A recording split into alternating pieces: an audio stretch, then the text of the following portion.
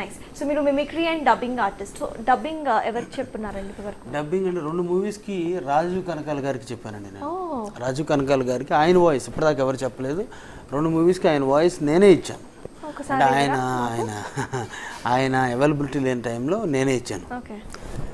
నా పేరు వికాస్ సార్, జిహెచ్ఎంసీలో ఎవడిసిగా పనిచేస్తున్నాను. కొత్త బిల్డింగ్ కట్టడానికి పర్మిషన్ ఇస్తూ ఉంటాను. మనకు బ్యాచ్ నా దగ్గరికి వచ్చింది సార్. రూల్స్కి కొంచెం వ్యతిరేకంగా ఉన్నా నేను పర్మిషన్లు అస్సలు ఇవ్వను సార్. ఆ బ్యాచ్ వాళ్ళు నా దగ్గరికి వచ్చి ఏమన్నారంటే, ఇవ్వకపోతే చంపేస్తాను అన్నారు. చావనైనా చేస్తాను కానీ పర్మిషన్ మాత్రం ఇవ్వనన్నాను సార్. ఈ విధంగా ఆయన వాయిస్ జనతా గ్యారేజ్.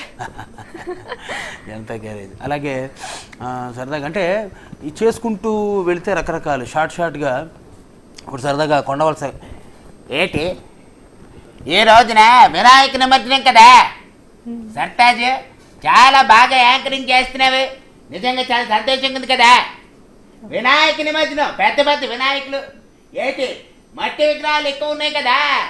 ఈరోజు వర్షం పడలేదు, అదృష్టం, లేకపోతే దారిలో నిమజ్జనం అయిపోయేది. చూసారా? ఏటి ఓకేనా? నేను ఒప్పుకోను, అయితే ఓకే.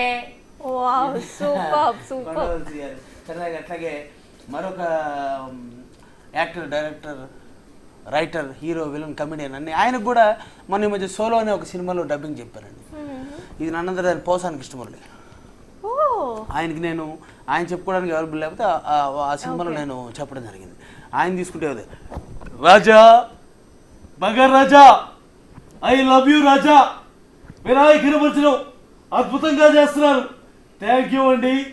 సర్తాజ్ గారు బాగా నవ్వుతున్నారు, పళ్ళు తెల్లగా ఉన్నాయి. ఏ పేస్ట్ వాడుతున్నాం? మా క్లోజప్ప కోల్గెట్టా? అవును రాజా. నీకు సలహా ఇమ్మంటావా రాజా?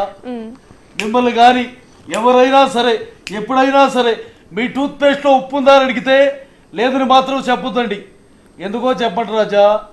టూత్ పేస్ట్ లేదని మీరు చెప్పగానే కాజులు కానీ సమంత కానీ మీటి గోడ పత్రుడికి లోపలికి వస్తారండి.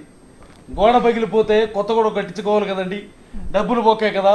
అందుకే టూత్ పేస్ట్లో ఉప్పు లేకపోతే సర్తాజ్ గారు కలిపేసుకోండి, లేదని మాత్రం చెప్పొద్దు. ఏమండి, గోడ పగిలితే పగిలింది, హీరోయిన్ ఇంటికి వచ్చింది అంటావా? నేనేం చేయలేను రాజా. ఓకేనా రాజా? ఓకే రాజా. సూపర్. అంటే డైరెక్ట్ వాళ్ళే ఇక్కడికి వచ్చి కూర్చొని మాట్లాడుతున్నట్టే అనిపిస్తుంది.